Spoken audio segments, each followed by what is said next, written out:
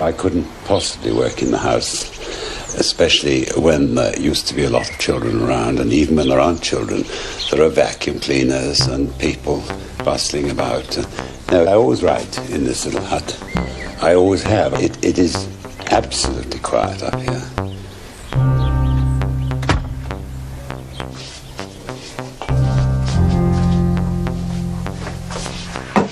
It may not be pretty or tidy, and it certainly hasn't been cleaned, and the floor hasn't been swept for 5 years at least. So it's full of everything. The only thing I did remove about 2 years ago, we had a goat that got in, and there was some goat droppings on the floor, and I thought, well, I better get a dustpan and sweep those up, and I did.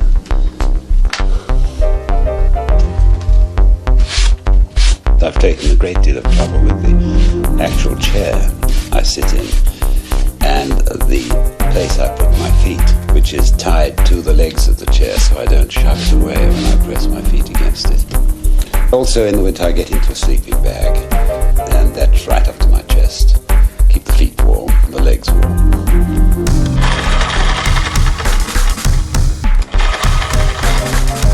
And I always use 6 pencils, and they always have to be sharpened before I start. Finally you get settled. You get into a sort of nest. You get really comfortable. And then you're away.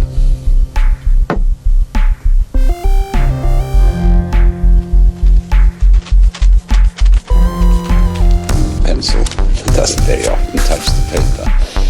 It's looking and musing and correcting, and then you do it for writing. And in the end you get something done.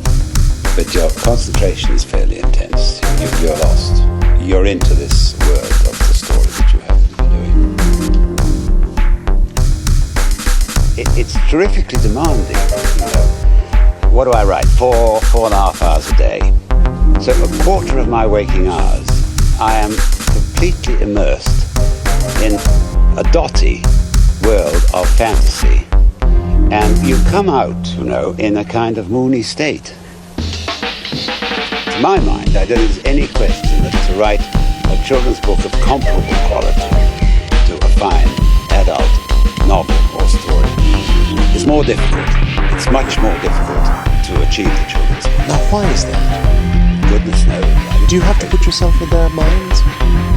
Yes, you do. You see, when you're old enough and experienced enough to be a competent writer, and you're ready to write a book for children, because a young person can't do it. A child can't. By then you become pompous and adult, grown up, and you've lost all your jokiness. You don't have any and so unless you are a kind of undeveloped adult, and you still have an enormous amount of childishness in you, and you giggle at funny stories and jokes and things, I don't think you can do it. Another of the things one hears about writing for children, and I'd love to know whether it's a myth or not, is that children are very severe critics. Well, I think they take the books far more seriously than adults. If you read a novel, a goodish novel, you read it, you enjoy it, you put it down. And that's it. And then you go look for the next one. If a child picks up a book and likes it, that's not the end of it, you know. It's read at least 4, 5, and sometimes 15 times. And each time, it's got to stand up to that. Sooner or later, some of them finish by knowing them by heart. A rural vantage point in a small home counties village hasn't restricted Dahl's vision. His wide-ranging interests, from the domestic to the romantic, contribute hugely to the pleasure of reading his books. His stories are like his life, full of offbeat bits of colour and knowledge. He's about as near as you'll find to a 20th century Renaissance man. 20th century Renaissance man. And inside that head there's a controlled kaleidoscope of riotous imagination, immense literary skill, and most important of all to him, the sheer enjoyment of living. I love pictures, and I've always collected pictures, even when I couldn't afford to buy them.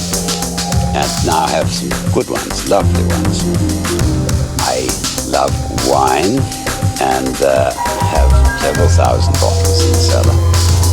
I love furniture, especially 18th century English furniture. I love cultivating plants, especially orchids.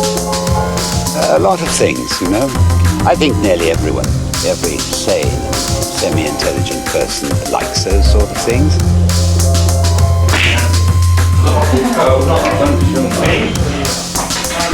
We have a good snooker table in the house, and we play 3 times a week. And that's played with my local friends. Sunday's a long session. I mean, we start at 6:30, 4 of us, and we finish about 11. And someone brings in some sausages in the middle. That's lovely, snooker. It is so difficult to play, you see. And what infuriates all of us, and I think especially me, is it's one thing that you cannot get really good at, however hard you try, unless you are supremely gifted.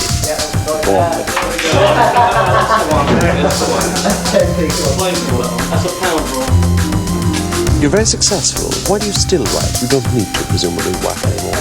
Oh, I love it. I love it, yes. I don't know what I'd do without having something to work and worry about all day. You've been telling the children who write to you that you're now 66, you're getting old and you're feeling old, and if I may say so, you're not looking old. You look as if you're going to go on forever. No, I feel very ancient.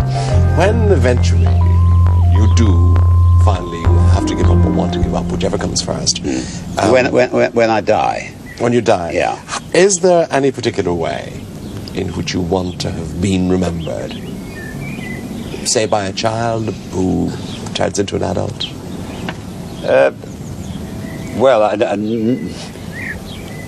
you can quote Oscar Wilde and say, "When I am gone, I hope it will be said, my sins were scarlet, but my books were red."